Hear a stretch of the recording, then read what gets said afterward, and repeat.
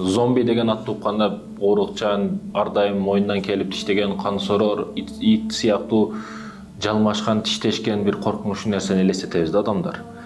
Албетте бул тасма жактагы контрабанданын иштеши зомби дос Палмарес. Бул мусулман илимдүү мусулман эл жерин коргогон баатыр аталарыбыздын бири болгон атабыз десем эмне көз карашта каласыздар азыр. Албетте урматтуу мекендешим, зомби бул биздин атабыз, эл жерин коргогон, мекенин коргогон, дин душмандарынан эч нерседен коркпогон, анын атын укканда кээ бирлери титиреп калган, коркуп калган, качкан, тешик таппай калган улуу баатыр аталарыбыздан бири болгон. Зомби ал Палмарес. Албетте урматтуу мекендешим, андан кийин канча адамдар өттү, канча известный таанымал адамдар өттү. Бүгүн дагы кээ бирлер сыймыктанат, артисттер, актер мусулман болуптур деп, мындай спортсмен мусулман болуп кетиптир деп. Албетте бул жакшы нерсе. Бирок мага көчөдөгү бир болмуштун мусулман болушу дагы өтө кубанычтуу нерсе. Эгерде ага мен себепчи болуп калсам, бул нерседе кубанычымда шек жана чек болбойт. Себеби эмнеге? Себеби ал нерсеге мен себепчи болдум. Жашоодогу максатым орундалып жатат дегендин далили болот бул. Ошондой экен, урматтуу мекендешим, кээ бир таанымал адамдардын мусулман болгондугу, Лев Толстойдун дагы исламга карата айтылган кептери, сөздөрү эң таанымал да. Булар акыйкатты билгенде, түшүнгөн, чөйрөсүнө карап туруп мамиле кылганда, балким ага ошол динди кабыл кылса өтүрүп кетет эле, балким ошол учурдагы чөйрө бул нерсеге жол койгон эмес, балким атып салат эле, балким өлтүрүп салат эле, жакындарын кыйнап калат эле. Ошого байланыштуу булар ислам дин ачык айкын айтылган эмес, мусулманмын мен деп. Же карьерасы өлөт эле, же жубайы таштап кетет эле, сен мусулман болуп кеттиң деп айтыр. Ошого булар чын Кудайды билген, чын Аллахка ишенген алар. Бирок ошол нерсени ачык айкын айтылган эмес да. Ачык айкын түшүндүрүшкө аларга мүмкүнчүлүк дагы берилген эмес. Ар дайым кысымдын астында болгон булар. Лев Толстойдун жөнөкөй сөздөрүнөн бири: акылдуу адамдын эң акыркы тепкичи ислам дейт да. Бул дегени канчалык илимдүү болсун, канчалык окусун, канчалык китептерди окуйт, илимдүү иштерди кылат, изилденет, ошол барып алып келип аны исламга алып келет ал. Акыйкатты баары түшүнөт ал дегени да. Ал канчалык күчтүү болбосун, парасаты болбосун, ал акыркы алып келе турган нерсеси ислам дейт. Бул жерде мынтип карап керип эле Малкольм Иксти алып карасак, Малкольм Икс өзү өтө күчтүү адамдардан болгон да. Зейин жагынан дагы, акыл жагынан эч кимди алдыга берген эмес бул Малкольм Икс. Түрмөдө жатып өтө көп китептерди жаттап салган, жатка сөз жаттап салган да. Ошондуктан да сөз бил дегени бекеринен эмес. Сөз менен көптү сындырасын. Өзүбүздө дагы сөздөр көп го.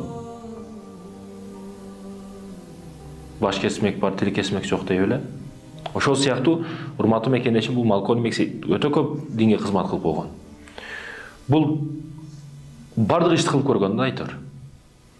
Жаштыгынан өтө кыйынчылык көрүп, кара түстөгү адам болгонуна байланыштуу, сен карасың, сен элден ажыралышың керек, айтор бардык жакта бөлүнүп, өтө кыйналган. Мектеп учурларынан кайтсак, мектеп учурларында дагы өтө кордукту көрүп, жаш бала зээндүү, акылдуу болгон. Ошол учурда мектепте өтө алдыга эч кимди бербестен жакшы окуган. Бирок максат маселесинде сабак болуп жаткан учурда мектепте максатыңарды бардыгыңар айткыла деп ар ким айтышты баштайт максатты. Малкольм Икске учур келет. Мен юрист болом дейт. Ошондо ак түстөгү агайы кара түстүүдөн эч качан мугалим чыкпайт, юрист чыкпайт. Сен жакшысы отунчу бол деп аны шагын сындырат.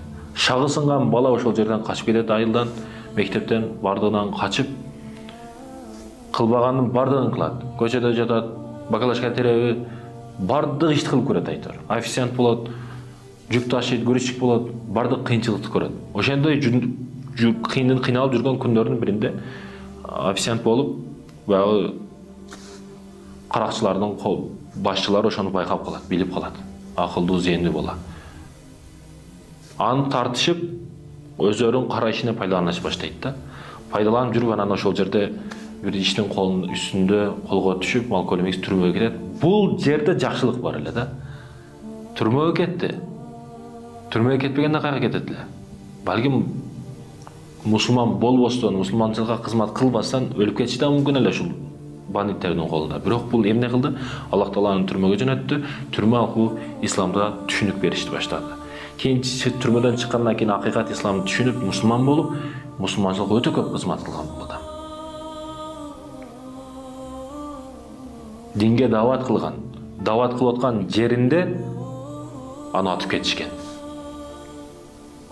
Рамадан Аль-Бути мисал үчүн дават кылып аткан столунда бомба коюп жарып беришкен. Урматтуу мекендешим, исламга кызмат кылган адамдар, динге кызмат кылган адамдарды кемчиликтерин ийненин тешиги менен карап турушат да.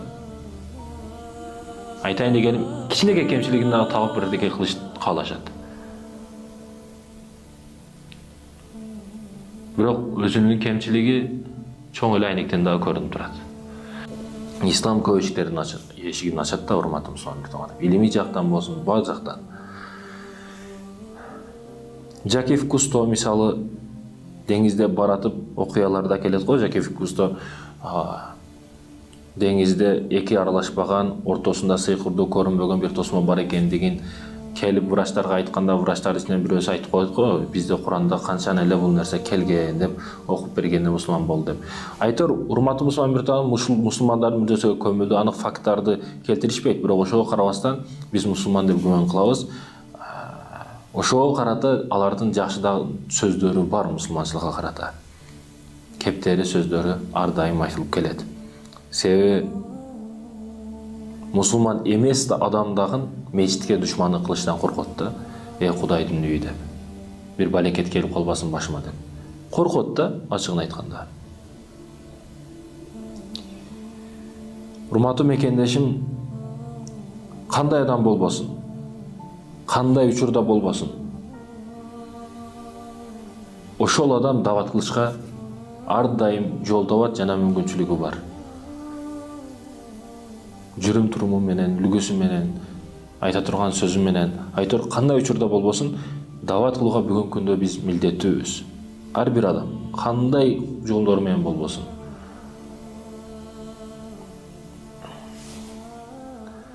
Кастин Келей, мисал үчүн, урматтуу мусулман бир тааным, бул Мухаммад Али, мурдагы аты.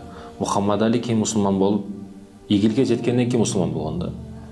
Булар кийин токтотуп койгон жок, Кудай береткенди таштап койгон жок да. Ошону улантты, дагы көрүү ийгилге жетти да.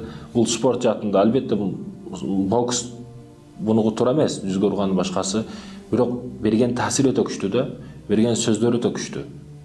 Бир гана бокс жагын албайбыз биз, айтылып оозунан чыгып аткан сөздөрүн, жазган ырларын, китептерин, адамга берген таасирин.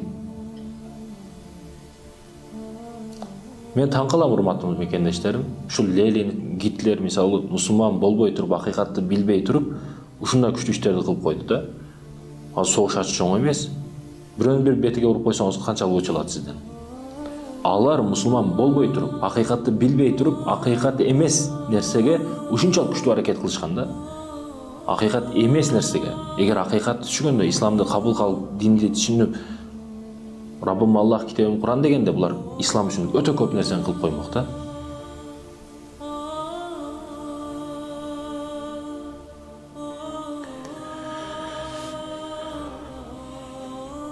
Мухаммад Алини кумир туткан Майк Тайсон дагы кандай иштерди кылып койду.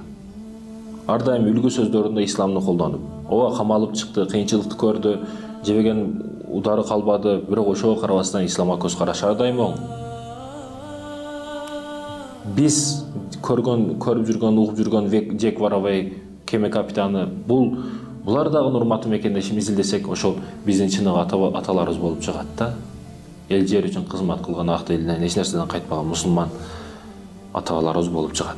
Айтайын деген, урматтуу мекендешим, аталарыбыз менен сыймыктанып отура бербестен биз аракет кылышыбыз керек. Ата менен сыймыктанып отуруу бул жалкоолук. Жалкоонун иши. Мисалы кээ бирлер менен атам молду болуптур, алым болуптур дейт. А бүгүн сиз кимсиз? Макул, атаңыз алым болуп, динге, иманга өтө жакшы иш кылыптыр. Бирок сиз кимсиз бүгүн? Бүгүн намазыңыз барбы, даратыңыз ордудабы деп сурасаң, ордунда эмес эч нерсеси. Бирок сыймыктанып отура берет да. Атам ушундай болгон экен, мындай болгон экен деп. Атаңыздын историясы эч кимге кызык эмес. Историяны бүгүн сиз жаратышыңыз керек. Албетте келечегибиз караңгы түндөй. Эч нерсени көрүп биле албайбыз. Өтмүш өттү. Aradan 10 жыл өтүп, кылганың эмес, кылбаганың өкүнөсүң. бүгүнүбүз чындыкта бүгүнүбүз менен аракет кылышыбыз керек. Азыр кимсиз, азыр ким эмнени жазасыз тарыхыңызга, дефтериңизге. Ошондой экен, урматтуу мекендешим, эч нерседен коркпош керек. Коркуу ажалды кайтарып жибербейт же жеңилдетип койбойт жан алышты. Ошондой экен, мусулманды баштап бир өлүм, чыныгы исламга аракет кылып, динге кызмат кылышка аракет кылышыбыз керек.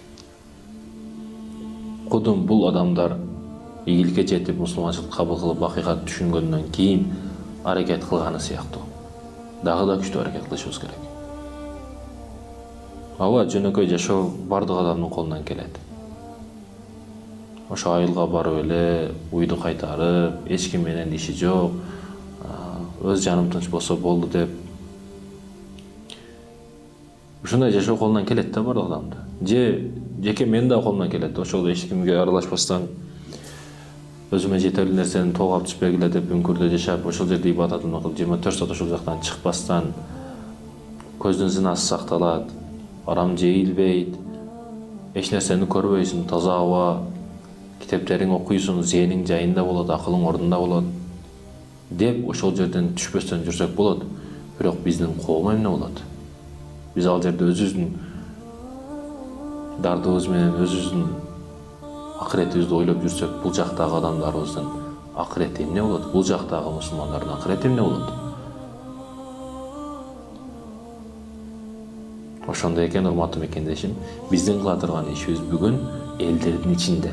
Кайсыл жерде бузуклук болсо, арам нерселер жайылып жаткан болсо, теологдор, молдолор, динге кызмат кылган инсандар ошол жерде. Ошону ыйманга чакырыш биздин милдетибиз.